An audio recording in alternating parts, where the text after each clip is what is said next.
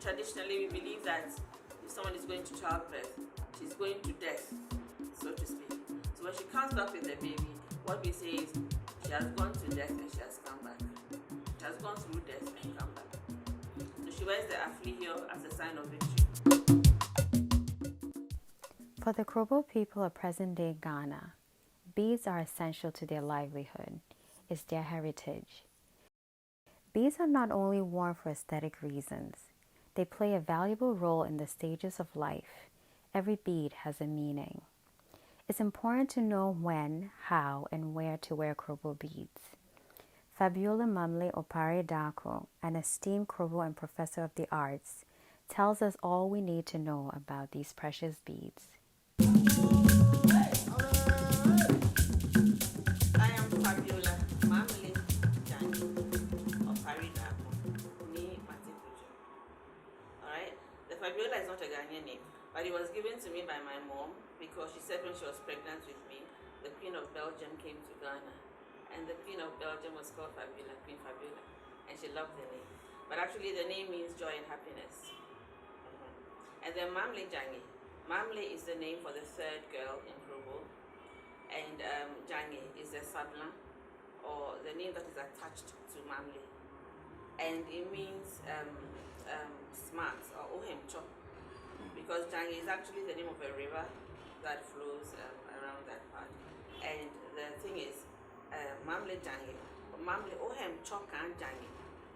Meaning, Maamle, your face is as clear as the river Jangi. So your face is as clear actually means you are smart. It means you are smart. You are good in everything. So yeah, I'm good in everything. And I'm married to an Aquapin, and he's a Opare-Darko. But my maiden name is Matikujo. I'm granddaughter to Nene Matikoli Oklemegugu, right? And great granddaughter to Odonko Azu. Yeah. So I'm a royal. I'm a Krobo from Odumase. I come from Wing 1. That's the palace, the big house.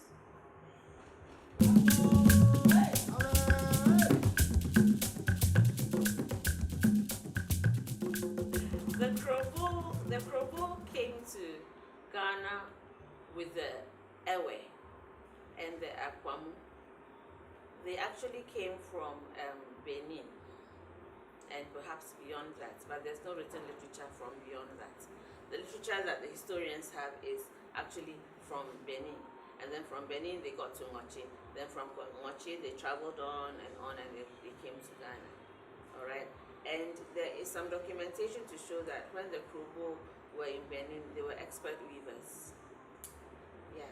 And then when they came to Ghana and settled on the mountain, they stopped. They stopped the weaving, and then they just held on to the bead making.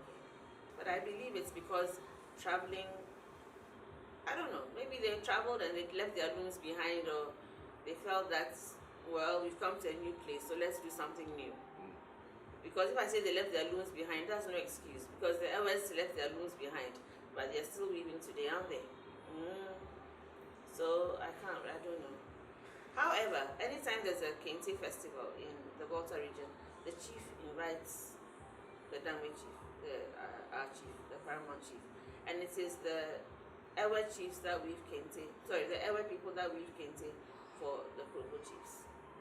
So that's relationship. The Ewes and the Krobos are almost one people. They borrowed a lot from each other. Actually, a section of the Gans was also traveled with them. Okay, with the Ghana historical story, it was that they came from northeastern Africa.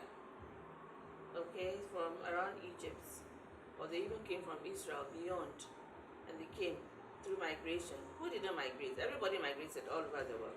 So they came step by step, little by little, until they got to Ghana. That was a section of the Ghana. Another section of them came by boat from Nigeria. That's how they got the name Inkran from the trees, right? But the section of the Gans, the Dame, the Adan and the Krobo and the Ewes and the Kwamus and the came from Benin. So people joined them as they went along.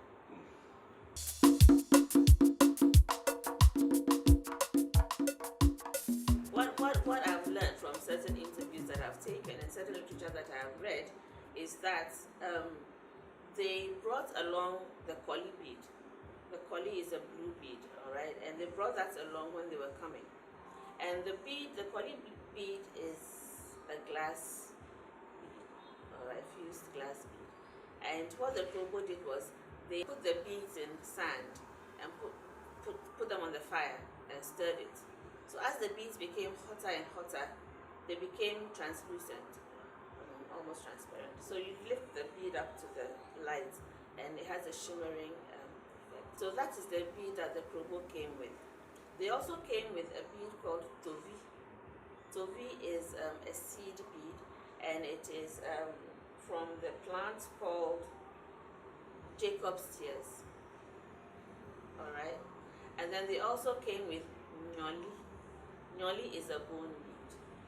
All right, it's white, greenish white. And so Nyoli, Tovi, and Koli are also part of the Krobo identity. They hold very fast to these things. So it was believed that they brought the Koli and the Nyoli from wherever they came from, and they are still holding on to it today. Now, when they came to settle on the Krobo mountain, they did find some of the Tovi plants. That's the Jacob's tears plant, and so they were able to make some more. What they weren't able to make was other beads. So they started by making stone beads. All right, this is like what I'm wearing on my right wrist here. These are actually stone. It's raw stone. So you can see that the shape is very irregular in shape. So what they did was they used the blow whip to make the holes. So these are one of the ancient beads of the Krobo, stone beads.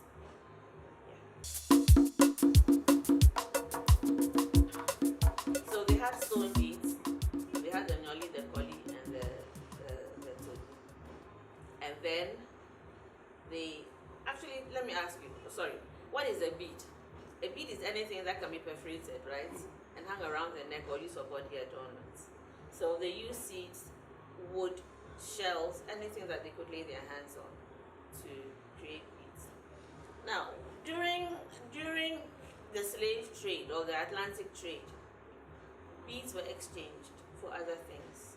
So the Krobo also lay value on a particular kind of bead, like the mosaic bead, like the lair bead, like the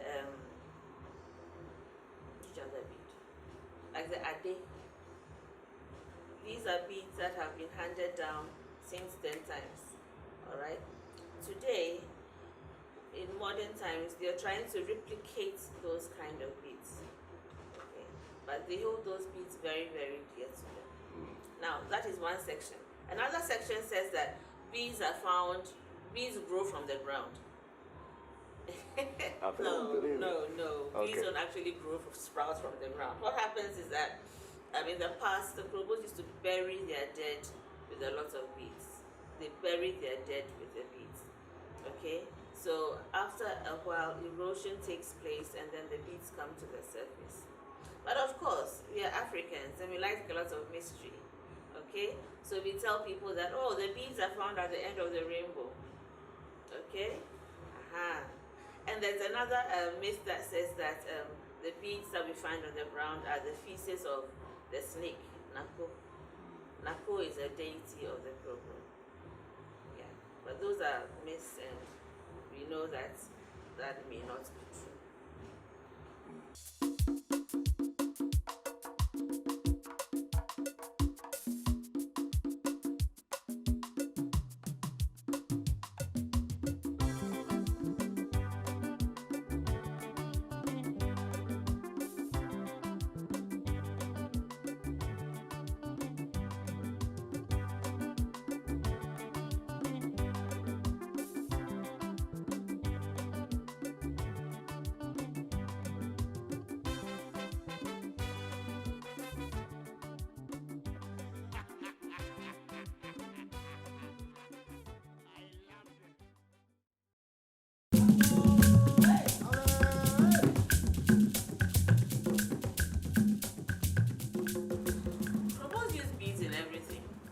from life, from birth to death, even before birth.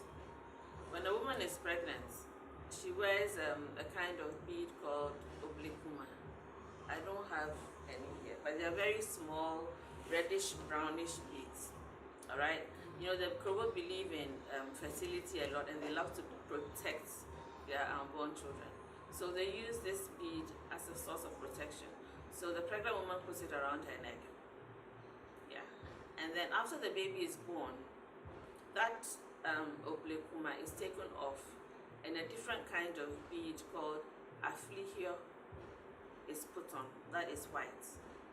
Very tiny white beads. Affligio is put on to show that she has gone and had her baby and come back. You know that traditionally we believe that if someone is going to childbirth, she's going to death, so to speak. So when she comes back with the baby, what we say is she has gone to death and she has come back. She has gone through death and come back. So she wears the affligio as a sign of victory. Okay, and this same affligio is put on the baby's neck, the baby's wrists, and the baby's joints. Okay. So after 6 months, the baby's affligio are changed to another kind of bead, a small yellow bead. I don't have that here either, and I don't quite remember that name, but a small yellow bead. And that is to show whether the child is growing or not. It's actually a kind of measuring device. And what it also does, it shapes they believe that it is traditionally believed that beads around the joints shapes the child's calves and ankles. So that is done there. So through childhood, the child will wear waist beads. And the Krobo believe that a woman with a big buttocks or wide hips is the best. So these beads are put around the child's waist to help broaden the hip line. Sometimes science says that that doesn't really work. It's not true. But the Krobo believe it. And if you go to Krobo land, you will see that the women do have big hips. So is it because they wear the beads, or is it just because they come from that ethnic setting? DNA. It works for them because they believe. Yeah. So they wear those beads throughout their childhood, and then they get to puberty. Okay. During puberty, that is where you see the profuse and abundant use of beads during the Dipo ceremony.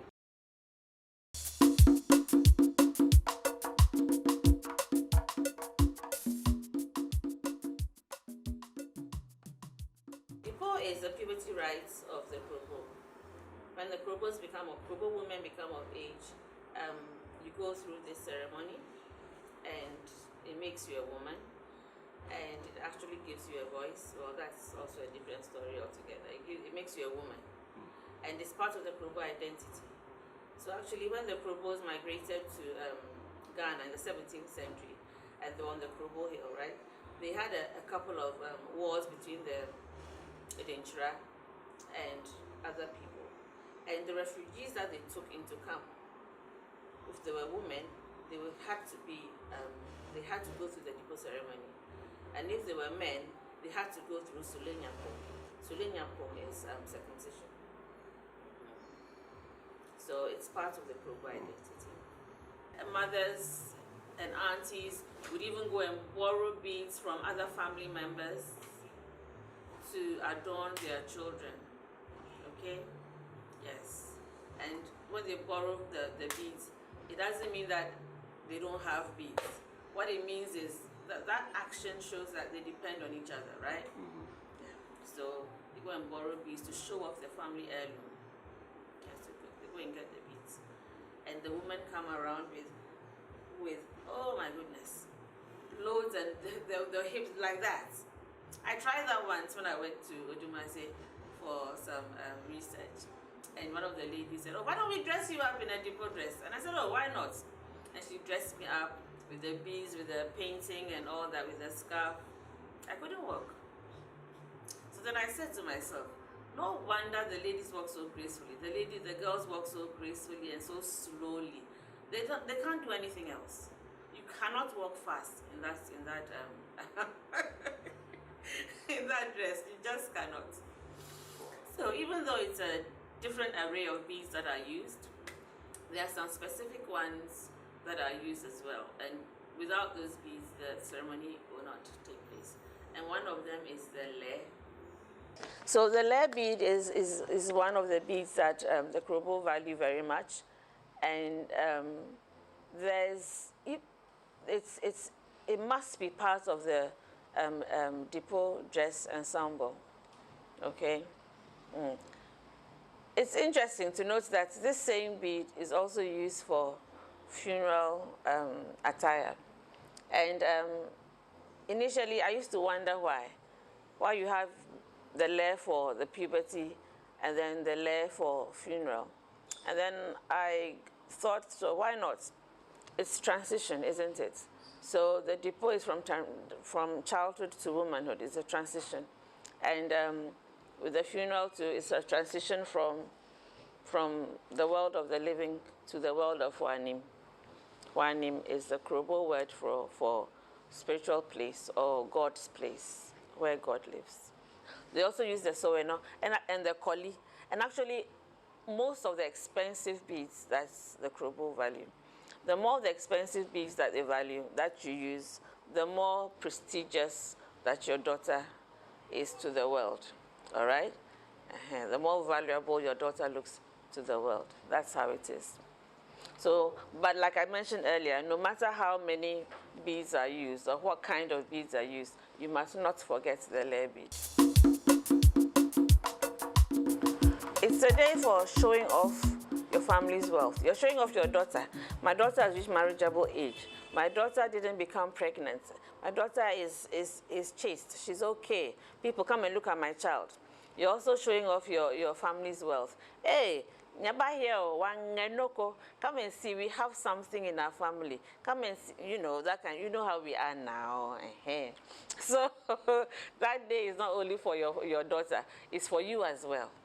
You the mother, you the grandmother, you the auntie, the whole family. And you realize that on one of the final day dresses, they don't only borrow the beads, they also borrow the cloths that they use for the final costume, all right? And the bigger the skirts, the more voluminous the skirts, the better. It's GTP cloth.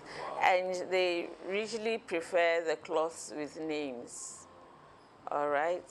Good names, good proverbs, yes. So things like mother of many children, there's a cloth like that. There's a cloth also named Obapa, that is good woman or ideal woman. Something like yenkassa, good beads don't talk. You know, things with good things. Yeah, yes, cloths with good names. So that when they believe that when the women wear these, the children wear these cloths, it would make them, it will rub onto them and give them good luck. We use beads in marriage. Both the male and the female are adorned in beads during marriage. And they wear beads like koli, soweno, ade, all right? Soweno, ade, koli. And okata. Okata is a flat disc-like bead. There's some here. And then the most popular bead of the Krobo is azagba. Okay, that is a barrel-shaped bead with wavy stripes. There's also poa. So we'll go through the beads and then I'll show you the beads with their names. So we use them through marriage, and the men sometimes use the bodon bead. In the past, the bodon was reserved for kings, but today, any person can wear them, so long as you can afford them. But in the Krobo culture, the Krobo community, it's reserved for maybe men during special occasions like your marriage or queen mothers. Yes. If you wear a bodon bead in Krobo town, people would think that, oh, you have high status. Yes, that's how it goes.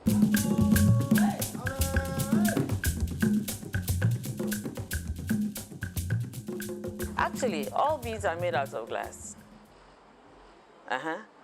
Whether they are millifoil beads that were brought to the country by the Portuguese or whoever, all beads are made out of glass. The ones that the Krobos use are made out of glass. You don't value plastic beads. Actually, if you're wearing a modern bead that is made out of Krobo beads, that has been, let me get up. Something like this. This is made out of modern Krobo beads. So if you're wearing something like this, the comments you'll get is, oh, omwe no samo, omwe no ngefel. Your beads are nice. Your beads are beautiful. But if you're wearing a necklace made out of plastic beads, the comments will be, okweni no samo. The Krobos do not see plastic beads as beads. They see it as something foreign, and they'll call it a necklace. They won't say, omwe no samo. They'll just say, oh, okweni no samo. Your necklace is pretty. There are three kinds of beads here that currently that Krobos use. Antique beads. We have the powder-fused beads, and then we have the translucent beads. Now, the powder-fused beads and the translucent beads can be categorized as good beads and chosisimwe. So, mwenihi ke chosisimwe. Chosisimwe is beads that are bought under a tree, okay? And they're not as valuable as mweniche. Mweniche means beads proper, literally, okay? And certain contemporary beads or certain modern beads are still considered as mweniche, and others are considered as chosisimwe, all right? It depends on the finish. It depends on the finish of the bead. That makes it a good bead, all right? The translucent beads are not actually thought of as good beads. They are just decorative. We have ritual beads as well. The ritual beads, like the tovi and the nyoli that I said earlier. Once in a while, you see a Krobo traditional priest using cowries, but they don't usually use cowries.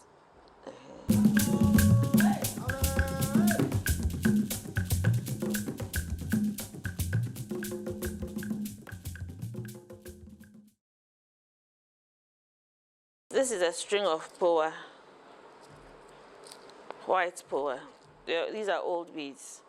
But then in the center here, these three white beads here,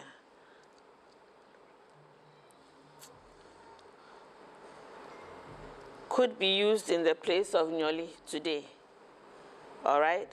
Because you may not get the bone beads. So this type of bead will be used in place of nyoli today. So it's a ceremonial bead or a ritual bead, not a ceremonial bead. So the nyoli and the koli, this is koli.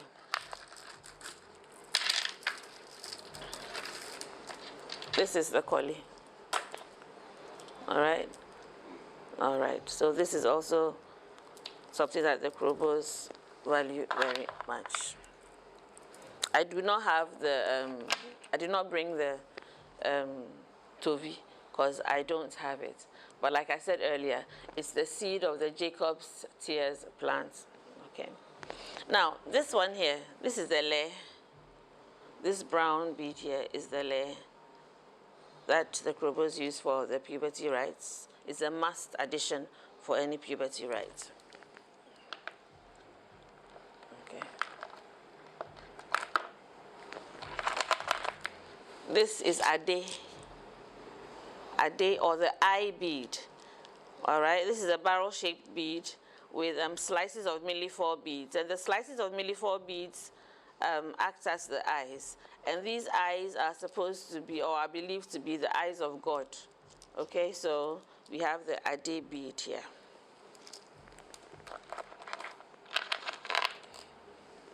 This one is called huajeto. Huajeto.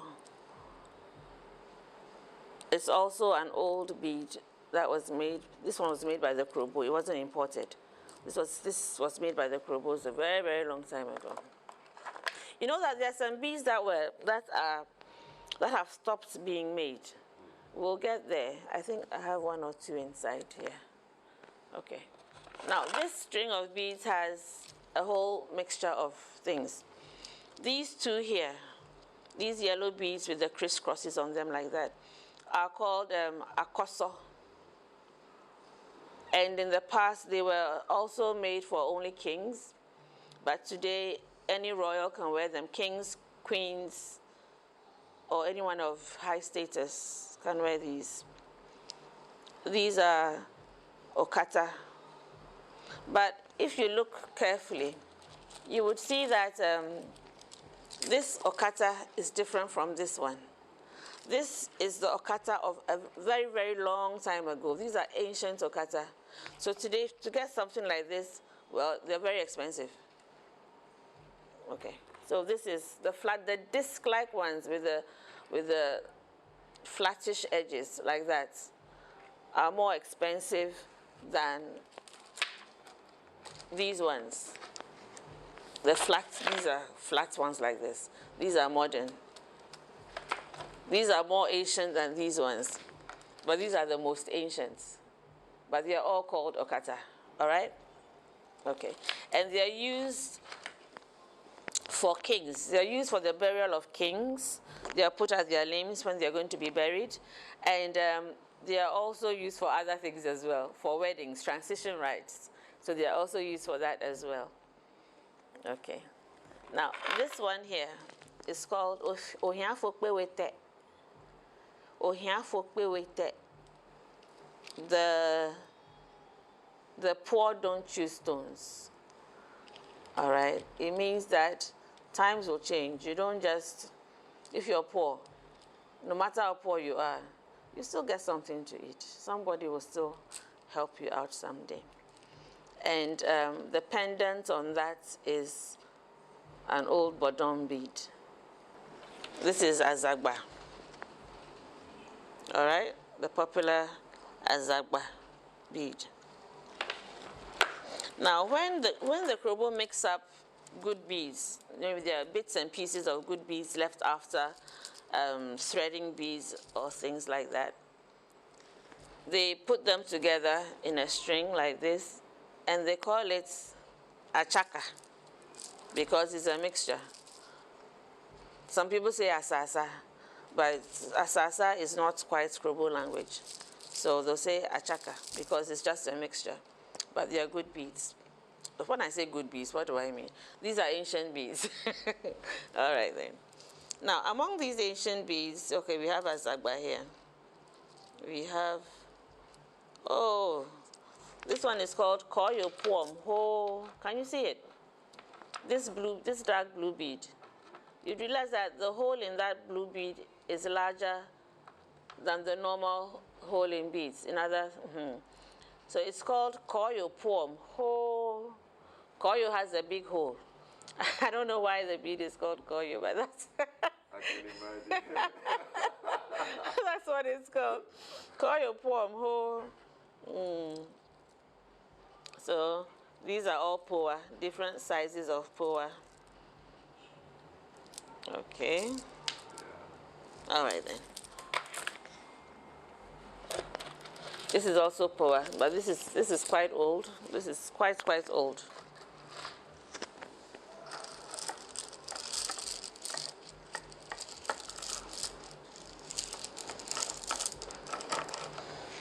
These are small bottoms. Today, what they are called is king's beads. So you go to the market today and you say you want king's beads, and this is what you'll be given. You'll be given, I thought I had a modern, this is a modern variety of the king's bead. You realize that the modern one looks glazed. All right, has the shiny thing on it over there. It looks glazed. Can you see that? All right. And so to the Krobo, this isn't good. Showing the glaze on your beads like that, while half of it isn't glazed, isn't the best. So sometimes what they do is they buy the modern beads and then they bury them. This is a trade secret I'm giving out here. They bury them in soil, and then they become like this. But these are old beads. You can tell from the design. These are old beads. These haven't been buried. These are old beads. This is mete, but this is a modern mete. So the white has been actually painted on with ceramic paints, okay, like the way they make the modern beads, like this one. But with the old mete, they put the different colors in layers, all right? And what I was told was that, like the bodon bead, they bake the bead and then they cut the design on it, and then they fill it with the color that they want. That's how beads were made in the past, in the 1940s, in the 1800s. That's how they got the designs on the beads. It wasn't until quite recently that we decided to actually paint the designs on the beads with ceramic glaze. You understand? So anytime you see a bead that looks like this, you know damn sure that it's a modern bead. So you can see the difference between this mete and this mete. There's another one here. So smooth, so nice. Why did they stop making it with time, huh? They don't have the time. I think they believe that it's modernity. And sometimes modernity is not the best thing. Right now, everybody's using polythene bags because, oh, it's better than a paper bag. But see what's happening to our trash things and stuff like that. So polythene bags are not the best. So I think it's about time that the bead makers go back to the old ways of doing things.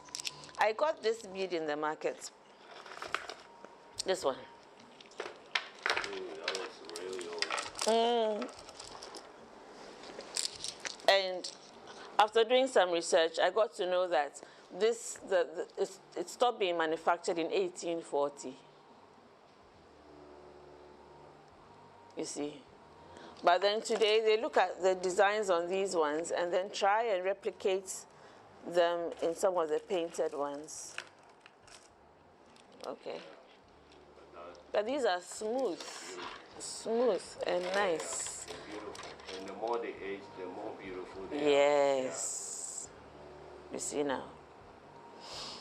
Okay. So now there are some beads that speak of pain. Like this one.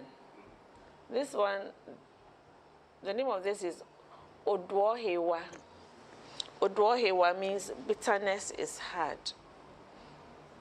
It comes in different colors. It comes in this, and it comes in dark green and brown. And this is supposed to be the bile of the crocodile. Okay? So the bile of the crocodile is supposed to be bitter.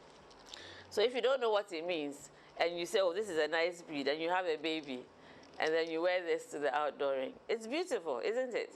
So you may wear it to the outdooring. But when a Krobo comes and sees you at your outdooring wearing this, the person will say, look at the bead she's wearing. Maybe she didn't really want to have the baby after all. So it's important to know the names of the beads, and then that would help you use them appropriately. This is Soweno. This is Soweno. And it comes in different variations.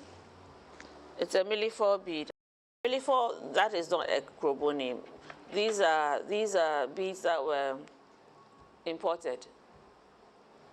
These are parts of the slave beads. These are parts of the trade beads. You like to call them trade beads, not slave beads.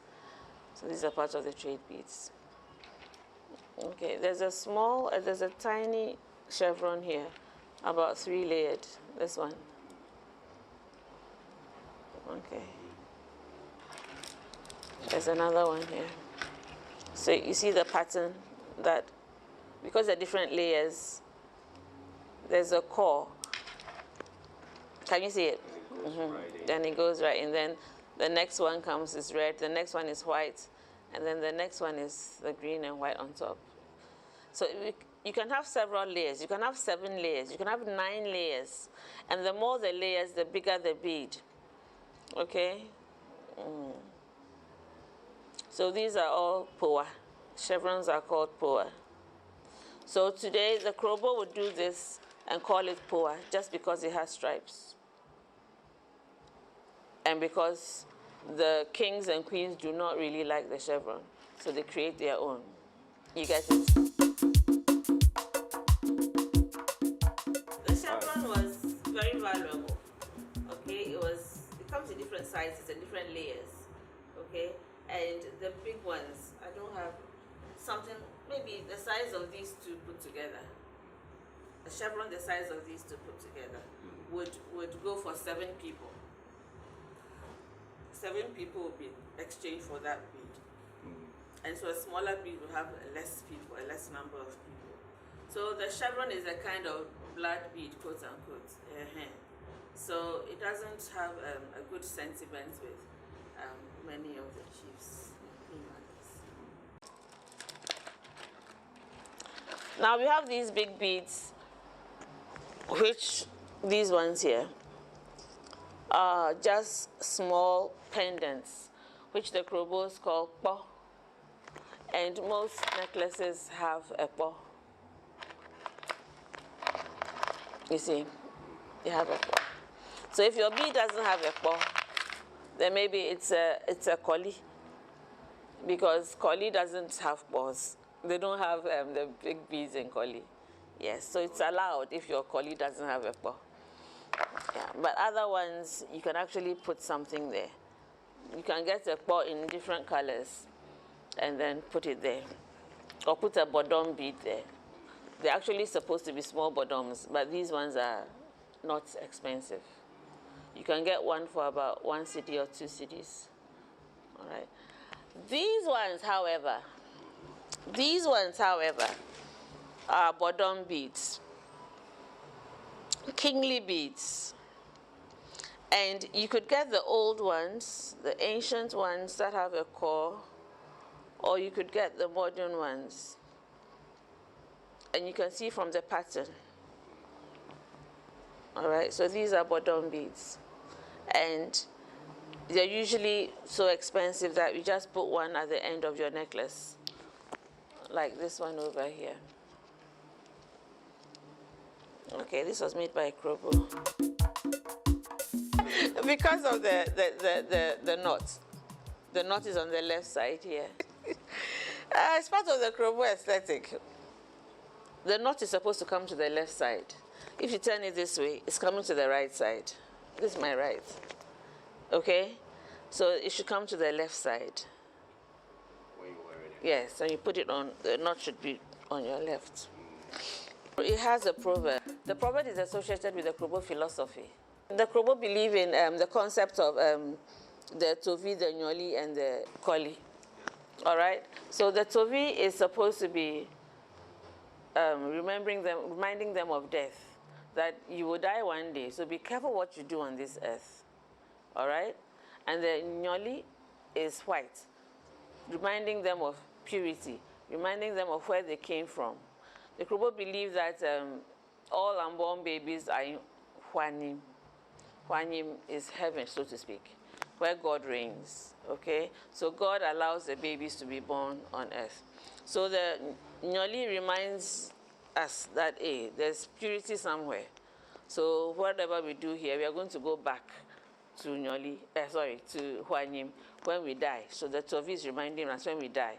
Now, the koli, the translucent one, is reminding us that we need to shine on this earth.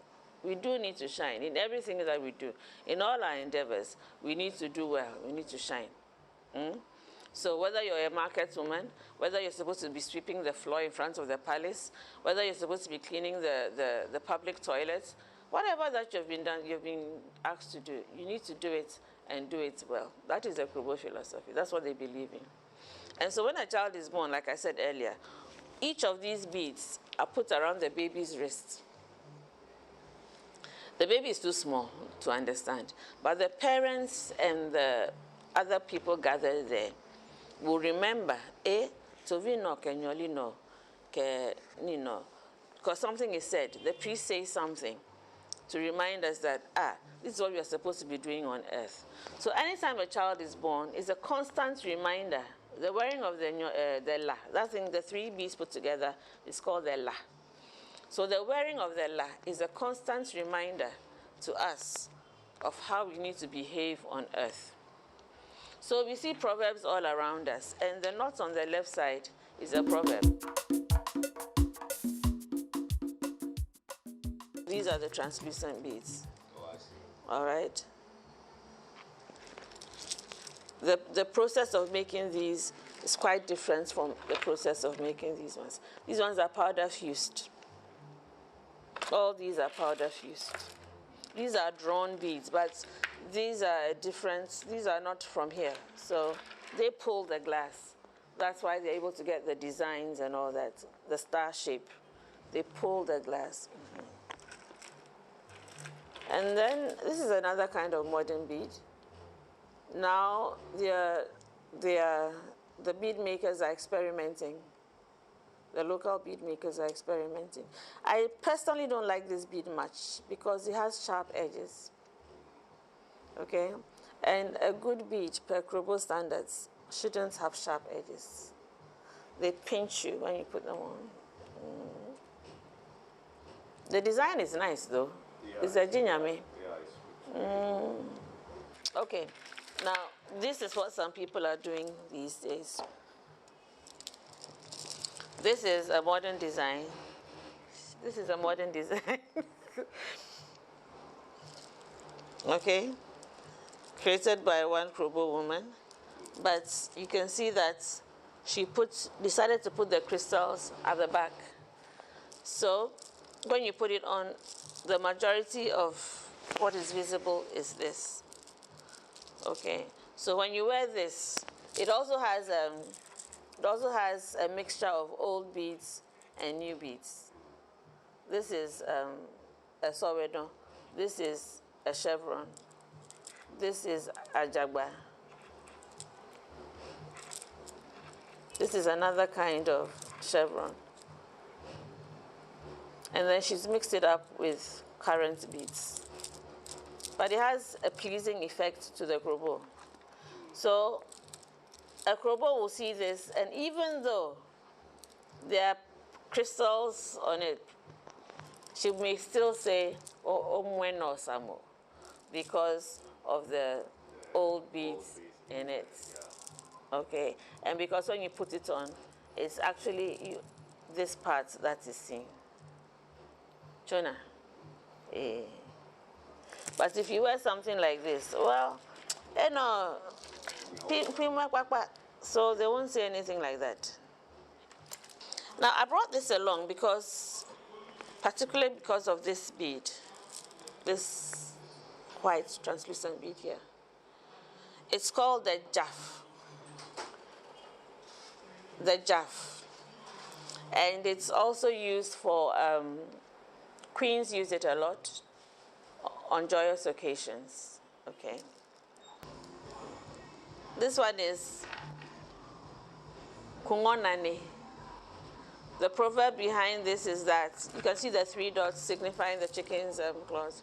The proverb behind it is that the feet of a chicken, a mother hen, doesn't kill its chicks.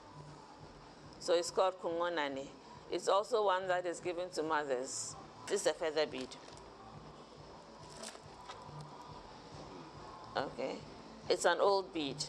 It's not a current bead. Some of the current beads don't have meaningful names, like zigzag. Zigzag is a name just because of the design on the bead. And there's another one called pineapple. I don't have that here. It's called pineapple. When I asked why, they said, oh, I asked when can the pineapple bead be worn, and the answer I was given was pineapples are sweet. So you can give it to someone during her marriage ceremony, so her marriage will be sweet. However, an elder woman that I asked said that the pineapple is chosisimwe. Jonah, Lohio, if the person wears that bead on her wedding, questions that will be raised are, doesn't she have a family? Doesn't she have a mother? Why is she wearing these kind of beads? Is her family poor? You know, because on your wedding day, you'll be expected to wear beads like Soweno, Ade, Koli, Chona. And then you're wearing pineapple.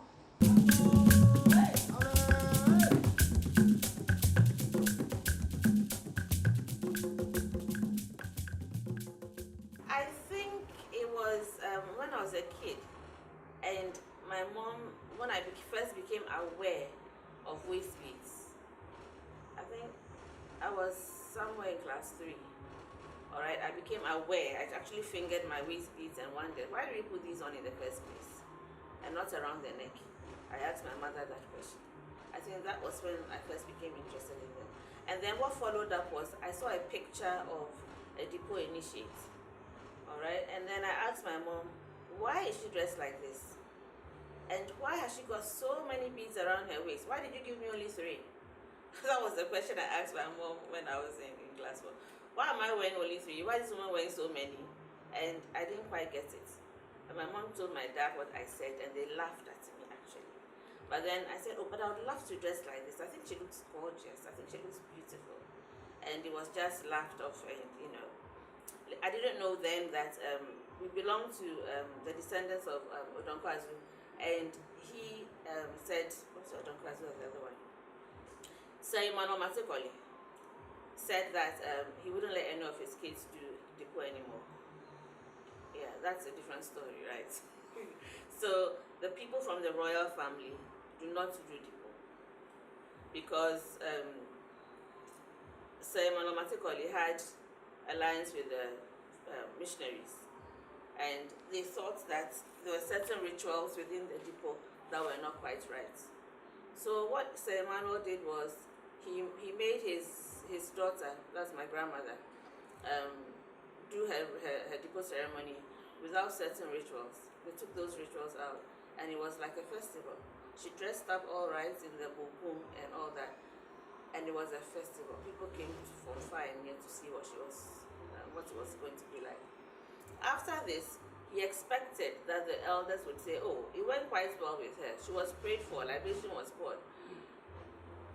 It was using the goat and slaughtering the ram and certain things that were taken out of it. So he expected that his elders would accept that form of depot, but they said no.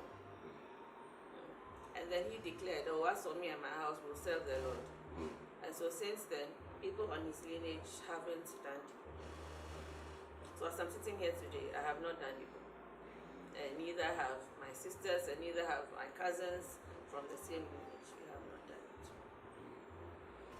I love dancing. I love fashion design. I love making things out of trash. Those are my hobbies. And I love beads, and they intrigue me, you see. And I love imparting knowledge. So I'm a lecturer at the moment at the Joyce Abebe College of Creative Design. Before then, I was lecturing at the University of Ghana. I was lecturing in costume design and other theater arts-related courses. And so that's me. I'm married, and I have a bunch of kids who have all grown up and have done their masters, and I'm very content.